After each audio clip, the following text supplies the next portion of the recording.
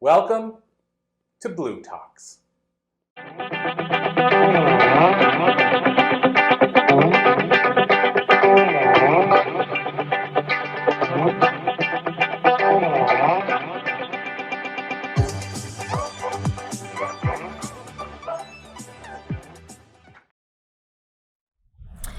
All right, Miss Elizabeth Bennett, we are here at Blue Talks Business Life Universe, and you and I have had the pleasure to meet each other at Flourishing Life Coaching Programs, which is one of my business partners, and we were doing a training together. That's right. Yeah, and here we are sitting at the table, and you're in the spotlight. I want to pick your brain on you. So you are a retired principal. And you have been moved into coaching now parents of teens and having these difficult conversations, empowering parents, empowering the teens. And you are an author of your book, Courageous Conversations. So I'd love for you to share a little bit more about your background and how you how you shifted from principal to coach and what inspired you. Well, being in the field of education for over 35 years, I got to see a lot of things happening with connections with families and also disconnections with them. And what I noticed throughout the years was that began to be more of a historic kind of thing. It began to be really something that was heart gripping for me. And so even when I retired from my position, which was, I had a fabulous career in education, and I just wasn't finished. I wanted to be able now to go out and have those conversations with parents and coach them along to really understand what's going on with their children. Because oftentimes in my experience as a teacher and then as a school administrator, kids would come to me and say, hey, you know, I don't feel like I have a voice. I don't think that anybody listens. I don't think that I have any purpose in life. And maybe I'd be better off not being here. And I'm not saying that in a glib kind of way. Those were things that kids were saying to me. And then parents would come and see me from time to time and say things like, you know, I don't know how to get engaged with my kid. I don't know what to say to them. You know, they come in and they're in their room or they're on their phone or they're playing games or so on. And I don't know what to say. And all we end up doing is yelling and screaming at each other. And so that was the space and the place, and certainly the opportunity to have had that many years, that started the ball rolling for writing. Because then I thought, at one point in time in my career, I wanted to be the one that had the answer. I wanted to be, you know, I was going to have that silver bullet for ending bullying, and that was going to be what was. And I was going to be rich and famous, and people were going to come and see me, and I'd have a solution for them, and all would be well in the world. But then what I recognized along that journey was that it's not about me, or it's not about one person, but it's about community. It's about relationship. It's about communication.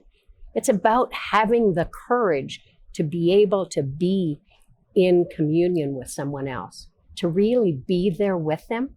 And so that's what inspired me to continue to work at it. And then it was like, okay, well, and 25 years later, here I have a book.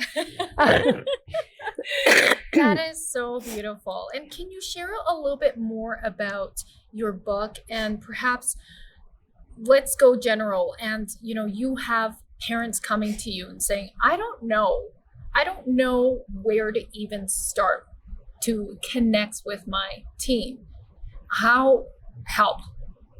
Well, I created 5 strategies of dedicated listening, and that really is a major piece of what the book is all about. I mean, the book is about stories and about sharing those experiences and helping parents to see that, you know, there were real live people in those experiences, and here's how I helped for them to be able to see, oh, this is what I could do. So when I created the 5 strategies of dedicated listening, it's really about being intentional. So they don't go in any particular order. So I'll just give you an order for them. The first one is understanding versus judgment, because we're very good at that judgment place, right? We're there right away. We have a solution, or we have whatever's going on. Yeah, we want to fix things. That's right. Yeah. Because that's our nature. Yeah. But here it is, what I encourage people and what I coach parents to do is to be able to understand what's going on for their child. Because oftentimes, and as a perfect example, right, my mother would say to me, oh, honey, it's okay, just go to school, have a good time, have friends, study hard, and things will be okay. But she had no idea some of the things that were going on at school. Like I wouldn't go to the washroom during the day because there were bully girls in the bathroom. I wouldn't, I was afraid to really get engaged with other kids because it was always a comparative thing. And I just never seemed to fit in. And I always seemed to be the third of best friends. So, Right. that was a little awkward and uncomfortable from time to time. So those were things that I kept hearing from other kids that, kids would share with me. And so they're stressed. They have peer pressure. They don't know whether they're wearing the right shoes or the right hair or the right clothing, or are they fitting in with their friends? Do they even have friends? How's it going for them at school? What's happening in their home life? Because oftentimes they don't know what to do with that either. So all of those things are in there. And that's why understanding where they come from and being like detectives to ask questions and to really get engaged with, finding out more about them. Yes. As much as I actually was going for a walk with my girlfriend this morning, walk run, and before we came to Blue Talks, and that was actually one of the conversations we were having was with us noticing how when our kids come to us, there's like this tendency to want to give solution, but we are like, no, that's not what we're going to do. We're going to just really see and stay curious and really actively listen. I feel like that's so powerful. So I love that. What's number 2? Number 2 is intentional time. So I know that you have a couple of boys in your house, and each one has their own personality, their own character, their own everything. And what I guide parents to do is to set intentional time with each one individually. Love that. Well, I'm too busy, or I'm too stressed, or there are too many things going on, and so on. And that's the time where we, as adults, need to step back and say, but your children are really important. And we only have a certain amount of time with them at a certain age. Yes. And I love that, because I find for myself, like when I'm with my boys together, they're totally different versus when I'm taking them out on one-on-one dates with me. And it's just such a different dynamic. So I love that that's one of them. Well, and you mentioned the date piece, right? And that's what I encourage parents to do, is to make it fun and to have it as a date. And really that you need to be intentional as well to put it in your calendar, and that nothing else can take a place. And when you have that time with them, it's not going to be necessarily a quick thing. They're going to get into conversation right away and everything is going to be good in the world. That doesn't often happen. What happens is there's a lot of silence to begin with, and there's a lot of awkwardness, and there's trust elements and so on. So there's all that both of you are playing at the same time. And some parents have mentioned to me that when they do that they find it easiest when they're in the car. Yes, now, the parallel. The interesting thing about that is then, you're over here in your seat and they're over there, and not likely are you, either one of you, leaving when the car is moving. So, with that, there's that space of connectedness, and there's that space of your own personal space that you have that safety bit there. Now, I recall hearing my father saying, well, look at me when I'm speaking to you. This is not where we're going with this. I don't care whether you're looking at me. I care that we're in conversation.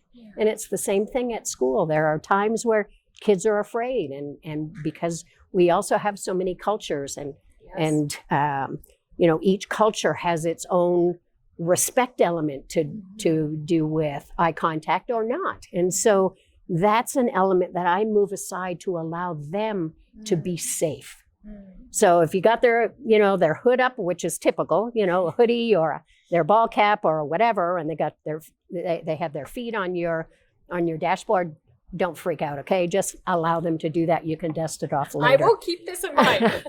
But those are the kinds of things that, with that intentional time, it really does make a difference. because then the child feels like you're really connected and being with them. Yes. That's a phrase that I also use, that you're just being intentional with them. Yes. Right? Being in relationship, Yes. and it doesn't have to look like No. eye contact, which is we're being in each other's energy and we're conversing in silence or in presence or in dialogue. Right. Yeah, beautiful.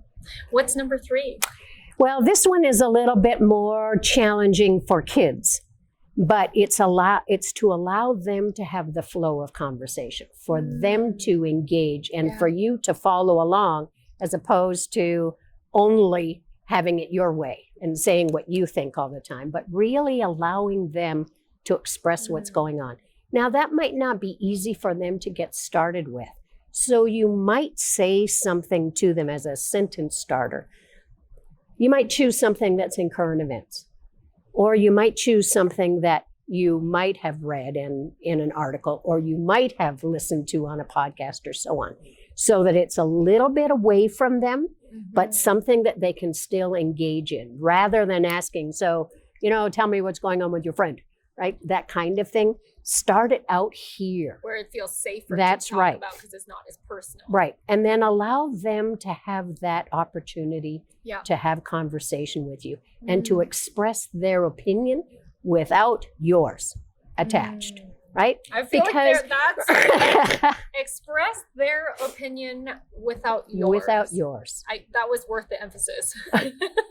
Well, and the reason I say that is because oftentimes, we've all been in those conversations. Well, Yeah. I don't believe that's not the way it is. And I don't believe it. And it shuts off that Yeah. conversation. It just shuts it down. So this way it's like, well, I hadn't thought of it from that perspective, right? So I give parents those little clues, those little sentence starters, or what I call sentence expanders or conversation expanders. So tell me a little bit more about that. When you say that, you think you might like to be king or queen of the world. So tell me a little bit more about that. Or you're talking about something like Russia and Ukraine, right? If they're engaged in that kind of conversation. So tell me what you think. What would you believe that would work in this particular situation, right? And then allow that conversation to flow. Beautiful. I feel like this is really good advice for romantic relationships too. Just saying. Well, I think it might be good in the workplace too, because that's my next book. Okay. Yeah. Yes. Yes, ma'am. Number 4. We're on number 4? Yes. Yes. Really, that's about, well, I want to skip to 5 first because it's way more fun. So 5 is about reflective engagement. And reflective engagement is really about when you've had conversation with your child and they've shared something that really is really heart-centered and really deep, or a really critical moment, whether it's related to them specifically or whether it's coming from someone outside, is to be reflective of the courage that it took for them to share. Because oftentimes we don't do that, right? We're busy in the conversation and you just want to know more. And like parents, or caregivers, we want to be solving their problem. We already have 6 answers to that thing that they're telling us right now. But we need, again, to step back and really acknowledge them for the courage that it took them to share what that was. Beautiful. And in that, I sometimes give sentence expanders with that too, and saying to the parent, you might consider trying something like, I can't believe that you held on to that so long by yourself. And thank you for sharing it with me. That's so healing, just even hearing that. I imagine that's really healing for our listeners. Yeah, I'm like, I'm breathing that in right now for me personally. Yeah, that's a very powerful. Can we say, I don't even want to call it technique because it feels like it minimizes it, but even strategy, but it is a powerful way of being. I think that's really what it is. It's a powerful way of being in relationship with our kids and with people in general. Well, and that's the biggest piece of vulnerability. Like this is what shows up in these 5 strategies, because you get to say as the parent, that I really don't have all the answers. Yes. And let's walk alongside each other to find out what's going on. So, I mean, we have so many things that are happening at the moment, right? With mental health concerns, bullying is rampant, Yeah. social isolation. The wonders of a cell phone are also things that are killing people. Yeah. And suicide is currently the second cause of death of teens, not only in the United States where we think it all happens, but right here. In Canada. Right. Yeah. Yeah. And so I'm going to sneak in 4. Yes. So I was going to circle back around. so the fourth one, it changes a little for me in how I explain it. But really, the fourth one is really sharing that vulnerability and being part. That's why I said these aren't. Oh, I need to do this strategy and then I need to do the next one. This is a free flow of just how it works. Yes. But what I try to provide parents with is the opportunity to just have those extra tools and strategies. Beautiful. Because oftentimes they don't know how to start a conversation, like you said before, right? And so this one is really weaving in the space of acknowledgement, of vulnerability, of being able to say, let's work on this together, let's look it up, let's do whatever it is that, or should I go with, do you want me to go with you, if we're going someplace and it feels uncomfortable for you, or, if it means going to therapy, or it means seeing a doctor, or it means doing something, that space and place as well to be able to set forward and do that together. Beautiful. That's very powerful. And if somebody was to want to read your book or to work with you, where can they go? Right on my website. So it's www.courageousnetwork.com. Beautiful. And so our final question is what we all ask our Blue Talkers, which is, you are put into a time machine and you are time machined back into your childhood. So you can choose where you would want to stop. But I'm curious, what would you say to your younger self? Well, I have a couple of things I need to say, yes. And I actually even say them now, as a previous speaker had mentioned before about, your younger self is always with you. Raise a little hell and take risks. Oh, yes. Can you elaborate on that? Sure. Raise a Little Hell comes from the group Trooper, which is a Canadian songster group. And I asked permission to use some of their lyrics in to open my book. And it stays with me because it really is about, if you don't like something, then change it. If the world is all screwed up, then rearrange it, right? And that's about what I'm finally breaking out to do for myself. And so I want to tell my 8-year-old to get it started earlier. What would you tell her to get what started exactly? To take more risks, to get out there and really, make noise. And if you see an issue, or if you see a concern, or you see something, do something about it. Take the reins and be powerful. Beautiful. Is there a certain, when you think about your 8-year-old self, is there a certain thing you want to encourage her to take in terms of a risk, like specifically? That's an interesting question. I don't think so. I think it's just stepping out. I think it really is like stepping out from the heart and from the soul space to be able to really be with people and to make a difference. So rather than hold ourselves back, go for it. Right. Because we get all these messages around before 8, right? And it's ingrained in us to not be too loud, not be too much. Children should be seen and not heard. Money doesn't grow on trees. I'm not Rockefeller. Don't cry, I'll give you something to cry about. Those are all things that I grew up with. And I speak about them when I'm speaking with parents too, that that's likely part of their baggage too, right? And so to be able to break free of that, and not in a nasty or at the cost of someone else, but really just to be present, just to be alive, right? So taking those risks, stepping forward, and really being alive in a commitment to whatever it is that you want to do. That's so beautiful. Well, I certainly wish that I had you as a principal when I was a child. Thanks. And your clients are very blessed to have you as their coach and these teams and the ripple effects that you're creating. Is there anything else you would like to share in terms of what else you would say to your inner child? Just love them up. Yeah.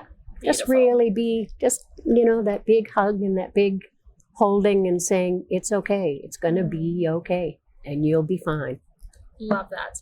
Thank you very much, Elizabeth. And so I do encourage you to please go get Elizabeth's book, Courageous Conversations. Thanks, Roz.